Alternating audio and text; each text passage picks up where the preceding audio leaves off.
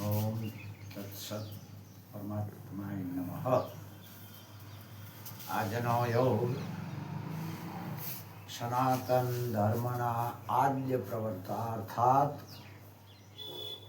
સનાતન ધર્મના પુનઃ સ્થાપક ગુરુ ગોવિંદાપાદચાર્યજીની આજ્ઞાથી સગુણ પરમાત્મા સ્વરૂપ જગદગુરુ શંકરાચાર્યનો જીવન વૃત્તાંત આપણે લખવા વાંચવા અગર તો યાદ કરવાના ઈરાદાથી એમનો આજે જીવન વૃત્તાંત એ નામને મુદ્દો લઈએ છીએ કે સનાતન ધર્મના પુનરુત્થાપક જગદગુરુ શંકરાચાર્યજી સર્વત્ર સુખીન સંતો સર્વસંતો નિરામયા સર્વભદ્રાણિ પશ્યન્તો મા કશ્ચિત દુઃખમાપ્નુયાત. તત્સત પરમાત્માય નમઃ. જગદગુરુ શંકરાચાર્ય આપણને યાદ કેમ ના આવે?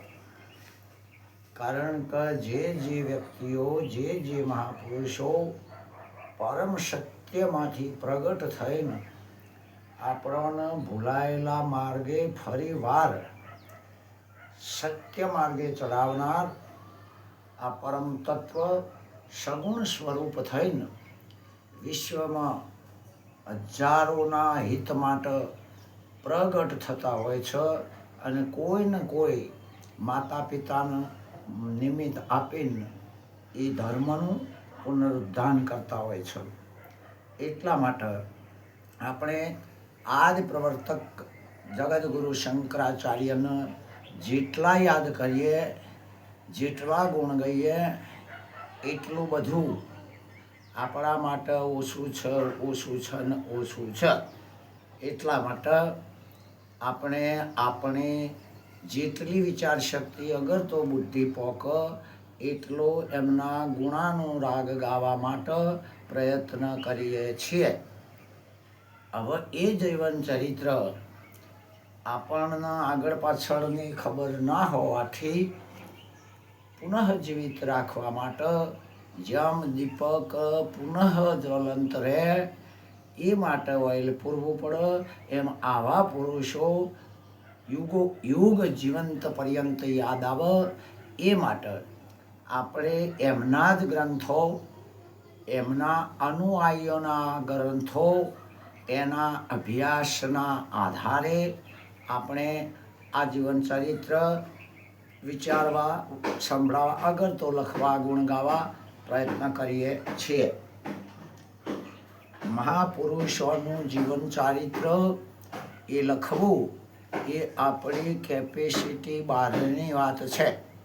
કારણ કે 85 વર્ષના વ્યક્તિ વૃદ્ધનું જીવન ચરિત્ર 10-12 વર્ષનો છોકરો લખી શકે નહીં, છતોય પણ હિંમત કરીએ છીએ આપણે એ પરિસ્થિતિ છે એવો વિચાર કરવાનો.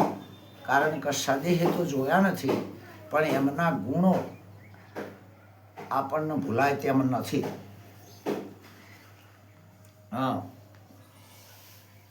એટલે એ જ માર્ગનો જે ગુણ થયો એને વસૂલ કરવા માટે આપણે એમના ગુણ જીવંત રાખવા માટે યાદ કરીએ છીએ. કારણ કે હર હંમેશા જ્ઞાની પુરુષ અગર તો લોકહિતેચ્છુ તત્વવેતા એને 2 દેહ હોય છે. જો કે બધાને 2 દેહ જ હોય છે, પણ જે બીજા દેહમાં પ્રગટ થાય છે એને ધન્યવાદ છે. એક તો અક્ષર દેહ છે જે આપણને બધાને એક જેવો લાગે, અને બીજો આવા મહાપુરુષોનો અક્ષર દેહ છે. એ અક્ષર દેહ પ્રગટ થઈને યુગ યાવશ્ચંદ્ર દિવા કરો ત્યાં સુધી અક્ષર દેહ શાશ્વત છે. નાશવંત નથી એવા અક્ષરદેહે આપણે એમને યાદ કરીએ છીએ, જગદગુરુ શંકરાચાર્ય ભગવાન. આમ વિચાર કરીએ તો પૂજ્યપાદ બ્રહ્મનિષ્ઠ મહાત્મા શ્રીમન્નાથ એટલે કે શ્રીમન્નથુરામ શર્મા એ એમના આનંદ આશ્રમ બિલખા સૌરાષ્ટ્રમાં આવ્યું. એ ગ્રંથમાંથી વાંચવા મળતી માહિતી મુજબ સ્વામી શ્રી શંકરાચાર્યજીના અનુયાયી ચિદાનંદ શ્રી આદ્ય શંકરાચાર્યજીના આદર્શનો જીવન ઉલ્લેખ આપણે કરવા માંગીએ છીએ, જે અષ્ટદશ એટલે કે 18 રત્નોમાંના એક રત્ન શંકરાચાર્યજી ભગવાન ગણાતા હતા.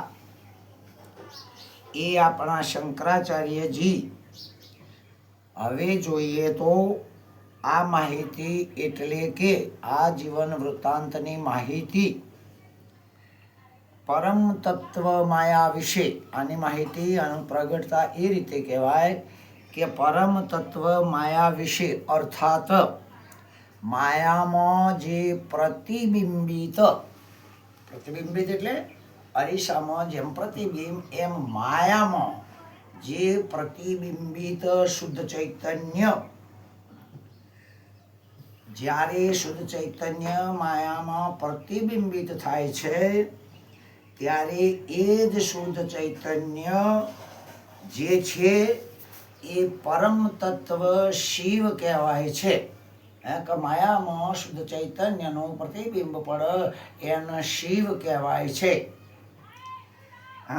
પરમ શિવ આપણું અજ્ઞાન, જે શિવ કહેવાય એ પરમ શિવ આપણું અજ્ઞાન દૂર કરવા માટે દયા અને કરુણા, એ કરુણા કરે છે.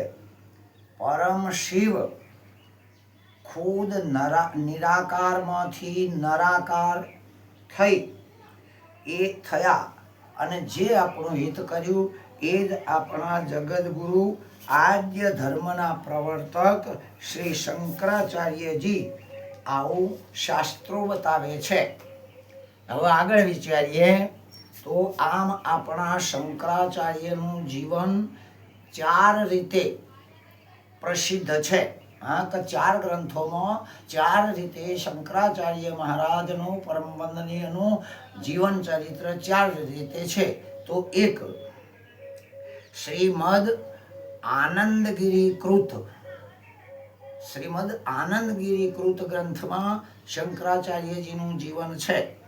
બીજા નંબરમાં શ્રીમદ વિદ્યારણ્ય સ્વામીના ગ્રંથમાં શંકરાચાર્યજીનું જીવન ચારિત્ર છે. ત્રીજા નંબરમાં જોઈએ ચિદવિલાસકૃત, ચિદવિલાસકૃત ગ્રંથમાં શંકરાચાર્ય ભગવાનનું જીવન ચરિત્ર છે. અને ચોથા નંબરમાં સચ્ચિદાનંદ મિશ્રકૃત, સચ્ચિદાનંદ મિશ્રકૃત નામના ગ્રંથમાં ભગવાન શંકરાચાર્યજીનું જીવન છે. આમ આપણી પોતાની વિચાર અગર તો બુદ્ધિથી નહીં પણ એમના જ અનુયાયીઓ એ સમયના એમની હાજરી વખતના એ અનુયાયીઓએ પૂજ્યશ્રીનું જીવન ચરિત્ર જે પ્રકારે લખ્યું એ પ્રકારે, જો કે ઘણા બધાએ લખ્યું તો છે પણ આ 4 પ્રકારે જે છે એ વાસ્તવિક ઊંડાણની બાબત છે. આમ જે વિદ્યારણ્ય સ્વામી એમના ગ્રંથમાં સંક્ષેપ શંકર વિજય, સંક્ષેપમાં ટૂંકમાં શંકર વિજય અર્થાત શંકર અને શંકર દિગ્વિજય એવો જીવન ચારિત્ર જોવા મળે છે. જે વિદ્વાનોમાં, વિદ્વાન અગર તો વેદાંતિઓ વિચાર શક્તિઓમાં, એવા પુરુષોમાં આ જીવન ચારિત્ર પ્રમાણભૂત થાય છે. અને બીજા કોઈ પણ ગ્રંથોમાં પણ પૂજ્યશ્રીનું જીવન ચરિત્ર વાંચવા તો મળે છે. જે વખતે અર્થાત એટલે કે જે વખતે ભારત વર્ષમાં વેદોક્ત કર્મનો વાસ્તવિક હેતુ મોટા ભાગના લોકોની જાણ કે સમજણથી બહાર અર્થાત અજાણ હતો. વેદ ધર્મ એ મોટા ભાગના માણસોથી અજાણ હતો અને આ ધર્મ લગભગ, આ જ્ઞાન લગભગ દૂર થઈ ગયું હતું, એટલે કે લોપ થઈ ગયું હતું. જે વખતે જુદા જુદા દેવોના ઉપાસકો, એ વખતે જુદા જુદા દેવોના ઉપાસકો વૈદિક ઉપાસનાનું વાસ્તવિક સ્વરૂપ, વેદ ઉપાસનાનું વાસ્તવિક સ્વરૂપ એટલે કે હેતુ અગર તો સિદ્ધાંત સમજ્યા વિના એકબીજાનો વિરોધ કરતા હતા, એટલે અંદરો અંદર કલહ અને કજિયા ઉભા કરતા હતા. વેદકૃત ધર્મનું રહસ્ય સમજ્યા વગર અને મોહે લડતા, અર્થાત પંથ સંપ્રદાયો વિવિધ ઉભા કરતા હતા. ઉભા કરીને લડતા. વળી જૈન ધર્મનું, જૈન ધર્મ અને બૌદ્ધ ધર્મનું પાગલપણું થવાથી, એટલે જૈન મત અને બૌદ્ધ મત અતિશય વિરોધાભાસ ભાવમાં જ્યારે ફાલ્યો ફૂલ્યો થયો, અતિશય પાગલપણું થવાથી વેદોક્ત એટલે વેદાંત ધર્મના અને વર્ણાશ્રમ ધર્મની મર્યાદાઓ છોડી અને એ મર્યાદાઓ અથવા વેદાંત ધર્મના છીન ભીન ટુકડે ટુકડા કરી દીધા હતા. કોણે? જૈન મત અને બૌદ્ધ મત વાળે. વળી એક જ અદ્વિતીય બ્રહ્મના, કારણ કે બ્રહ્મ ચૈતન્ય પરમાત્મા જેને કહીએ એ એક જ છે, અદ્વિતીય છે, અજોડ છે. એ બ્રહ્મના ઉપનિષદોએ પ્રતિપાદન કરેલા જ્ઞાનનું સ્વરૂપ, એ ઉપનિષદોએ જે એમ કહેલું પ્રતિપાદન એટલે જે એમનું લખ્યું હતું એમના વિશે વર્ણન, એ જ્ઞાનનું સ્વરૂપ મનુષ્યોના મોટા ભાગની વસ્તીમાં અજાણ હતું, જાણવામાં રહ્યું ન હતું. જેથી પ્રત્યેક મનુષ્ય વસ્તુતાએ દુઃખી હતા. તન મન અગર તો વાણી અગર તો બીજા કોઈ પણ અભાવના સંજોગે દુઃખી થઈ ગયા હતા. એમને પોતે પરમાનંદ સ્વરૂપ પોતે છે એમ હોવા છતાં એ વાતને ભૂલી જઈ દુઃખોથી પીડાયા કે પછી છેદાયા કરતા હતા. એ વખતે અધિકારી મનુષ્યોને વેદોક્ત કર્મનું સિદ્ધાંત સમજાવવા અને વેદોક્ત ઉપાસનાનું રહસ્ય સમજાવવા જૈન ધર્મ અને બૌદ્ધ ધર્મના વેદ વિરોધ ભાગનું નિરાકરણ કરવા, વર્ણાશ્રમ ધર્મની મર્યાદાઓનું રક્ષણ કરવા અને ઉપનિષદે પ્રતિપાદન કરેલા બ્રહ્મનું યથાર્થ સ્વરૂપ સમજાવી મુમુક્ષુઓને દુઃખ અગર તો દ્વૈત રહિત પરમાનંદ સ્વરૂપમાં થાપવા જાગૃત કર્યા હતા. શ્રી દક્ષિણામૂર્તિ